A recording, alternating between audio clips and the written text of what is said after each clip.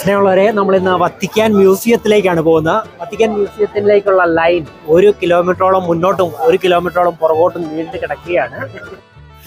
റോമിലേക്ക് എത്തുന്ന തീർത്ഥാടകരും അതുപോലെ തന്നെ ടൂറിസ്റ്റുകളും വത്തിക്കാൻ മ്യൂസിയം കണ്ടാണ് പോകാറ്. അതുകൊണ്ട് തന്നെ ഇവിടെ എപ്പോഴും വലിയ തിരക്കായിരിക്കും. അത് അറിയാവുന്നത് കൊണ്ട് നമ്മൾ നേരത്തെ അതിരാവിലെ എണീറ്റ് വന്ന് ക്യൂ നിൽക്കുവാനായിട്ട് ശ്രമിച്ചതാണ്. പക്ഷെ നമ്മൾ എത്തിയപ്പോഴേക്കും നമുക്ക് മുമ്പേ ഒത്തിരി പേര് ഇവിടെ എത്തിയിരുന്നു. 1.5 മണിക്കൂറോളം ക്യൂ നിന്ന് നമ്മളിതാ വത്തിക്കാൻ മ്യൂസിയത്തിൻ്റെ മുൻപിലേക്ക് എത്തിയിരിക്കുകയാണ്. വത്തിക്കാൻ മ്യൂസിയത്തിൻ്റെ മുൻപിൽ നമ്മൾ പ്രവേശന കവാടത്തിലൂടെ കയറി വരുമ്പോൾ നമ്മളെ ഏറ്റവും മുകളിലേക്കാണ് കൊണ്ടുവന്നത്. നമ്മൾ ഏകദേശം മുകളിലേക്ക് കയറി 4ാമത്തെ നിലയിൽ നിന്നൊക്കെയാണ് നമ്മൾ കാഴ്ചകൾ ആരംഭിക്കുക. എന്നാൽ ഇവിടെ ഒരു ബോട്ട് കാണാവുന്നതാണ്. എൻട്രൻസ് തന്നെ വെച്ചിരിക്കുന്ന ഈ ഒരു ബോട്ട് ഈശോയുടെ കാലത്ത്, പത്രോസ്ലീഹയുടെ കാലത്ത് ഉണ്ടായിരുന്ന ഒരു ബോട്ടാണ്. അത് നവീകരിച്ച് വെച്ചിരിക്കുന്നതാണെന്നാണ് പറയപ്പെടുക. ഇവിടുന്ന് നമ്മൾ മുകളിലേക്ക് കയറുകയാണ്.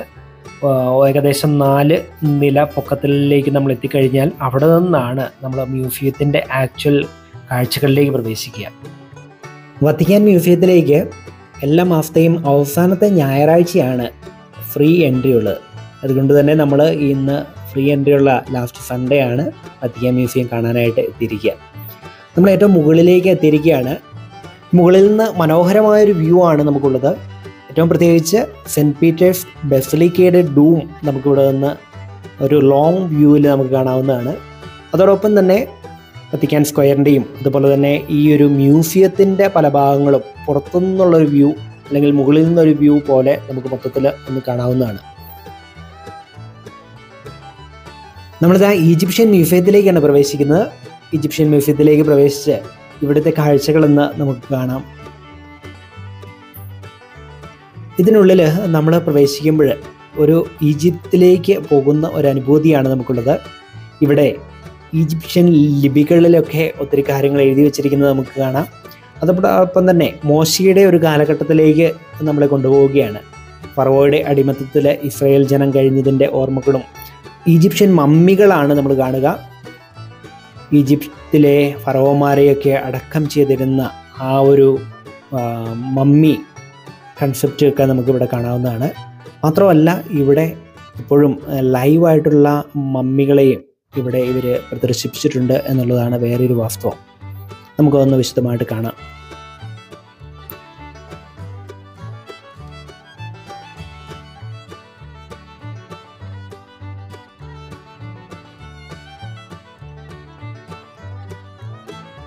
നമ്മളിതാ ലൈവ് മമ്മീനെയൊക്കെ കണ്ടതിന് ശേഷം അടുത്ത ഘട്ടത്തിലേക്ക് കിടക്കുകയാണ്. അവിടെ നമ്മൾ എഴുതി വെച്ചിരിക്കുന്നത് കാണുക, ഗോഡ് ഓഫ് നെയിൽ, നെയിൽ നദിയുടെ ദൈവമെന്നാണ് ഇവിടെ എഴുതി വെച്ചിരിക്കുക.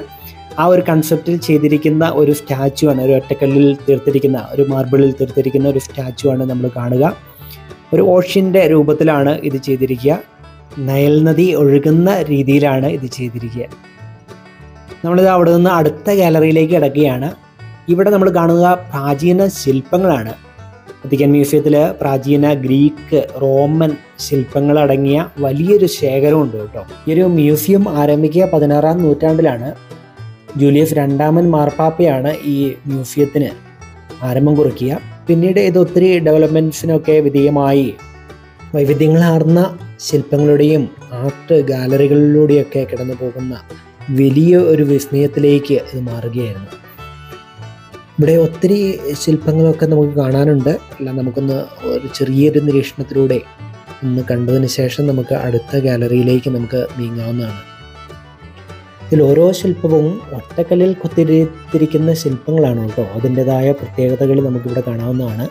ഓരോ ശില്പങ്ങളുടെയും താഴെയായിട്ട് അതിൻ്റെതായ കുറിപ്പുകൾ, അതിൻ്റെ ഹിസ്റ്റോറിസിറ്റിയും അതുപോലെ തന്നെ പേരുകളൊക്കെ ചേർത്തിരിക്കുന്ന ഓരോ കാര്യങ്ങളും വിവരിക്കുന്നുമുണ്ട്.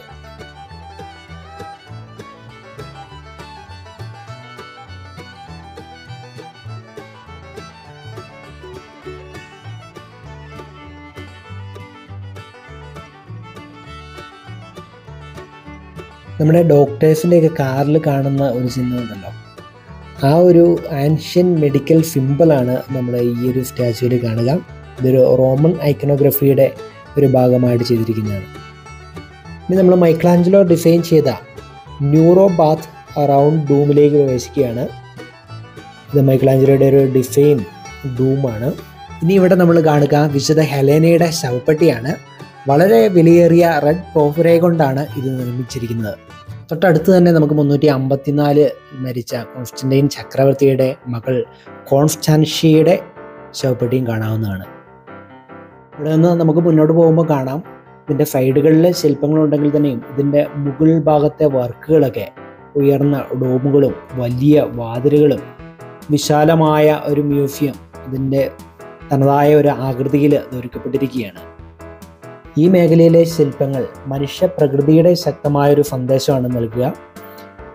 ഈ ഒരു ശില്പത്തിലേക്ക് നമുക്ക് നോക്കുമ്പോൾ ഇത് നമ്മളോട് എന്തോ സംസാരിക്കുന്നത് പോലെ അതിൻ്റെ കണ്ണുകളൊക്കെ വളരെ കുട്ടിയോട് സംസാരിക്കുന്ന ഒരു രീതിയിലുള്ള ഒരു എക്സ്പ്ലനേഷനാണ് നമുക്ക് കിട്ടുക. അതുപോലെ തന്നെ ഇവിടെയുള്ള ശില്പങ്ങളെല്ലാം എന്തൊക്കെയോ നമ്മളോട് സംസാരിക്കുന്ന എന്നുള്ള രീതിയിലാണ് അവ നിർമ്മിക്കപ്പെട്ടിരിക്കുക.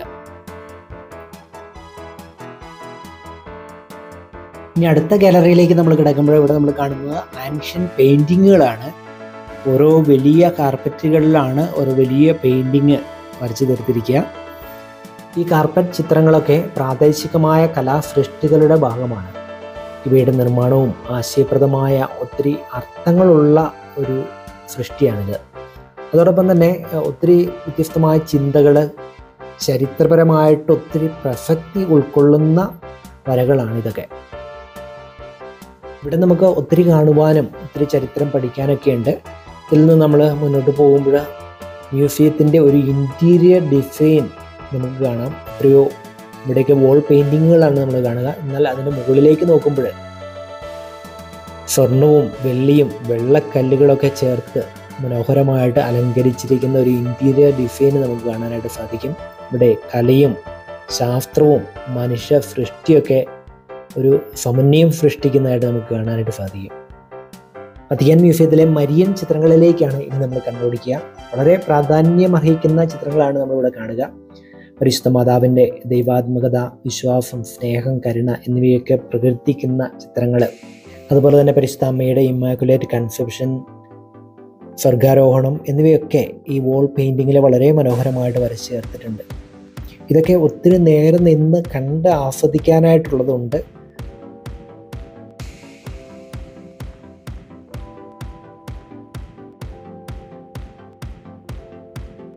ഇനിയും നമുക്ക് ഒത്തിരി കാണുവാനും കേൾക്കുവാനൊക്കെ ഉണ്ട്. എങ്കിലും നമ്മൾ നേരെ സിസ്റ്റൈൻ ചാപ്പലിലേക്ക് പോവുകയാണ്. നമുക്കറിയാം സിസ്റ്റൈൻ ചാപ്പൽ മാർപ്പാപ്പന്മാരെ നേരത്തെ ഇലക്ട് ചെയ്തുകൊണ്ടിരുന്ന വലിയ ചാപ്പലാണിത്. അതുപോലെ തന്നെ മൈക്കലാഞ്ചലോയുടെ പെയിൻറ്റിങ്ങുകളൊക്കെയാണ് നമ്മളിവിടെ കാണുക. അൺഫോർച്ചുനേറ്റ്ലി നമ്മളിവിടെ വീഡിയോ എടുക്കുവാനായിട്ട് സമ്മതിക്കുകയില്ല. അതിനാൽ നമുക്ക് ഈ ഫോട്ടോകൾ മാത്രമാണ് നമുക്ക് കാണാനായിട്ട് സാധിക്കുക. മൈക്കലാഞ്ചലോയുടെ സൃഷ്ടിയെക്കുറിച്ചുള്ള പഴയ നിയമത്തിലെ ഉൽപ്പത്തിയുടെ പുസ്തകമാണ് ഇവിടെ വരച്ചു ചേർത്തിരിക്കുക. വളരെ നിന്ന് കണ്ട് ആസ്വദിക്കാനുള്ള വലിയ പെയിൻറ്റിങ്ങുകളാണ്. ഇനി വത്തിക്കാൻ സ്ക്വയറിൽ നിന്ന്, വത്തിക്കാൻ സെൻറ്റ് പീറ്റേഴ്സ് ബസിലിക്കയിൽ നിന്നൊക്കെ ഈ സിസ്റ്റൈൻ ചാപ്പലിലേക്ക് വരുന്ന വഴികളിലുള്ള ചിത്ര പെയിൻറ്റിങ്ങുകളാണ് നമ്മൾ കാണുക. വോൾ പെയിൻറ്റിങ്ങുകൾ നമ്മളൊക്കെ അതിശയിപ്പിക്കുന്ന വളരെ വലിയ പെയിൻറ്റിങ്ങുകളാണ് ഈ വഴി മുഴുവനും നീണ്ടു കിടക്കുകയാണ്. ഏകദേശം കിലോമീറ്ററുകളോളം നീണ്ടു കിടക്കുന്ന വഴിയിലൂടെയാണ് നമ്മളിത് കടന്നു പോവുക. ഇതിൻ്റെ മുകളും സൈഡും എല്ലാം വളരെ വ്യത്യസ്തമായ പെയിൻറ്റിങ്ങുകൾ കൊണ്ട് അലങ്കരിച്ചിരിക്കുന്നു. ഇതാണ് വത്തിക്കാൻ മ്യൂസിയത്തിൻ്റെ ഏറ്റവും ചെറിയൊരു പതിപ്പ്.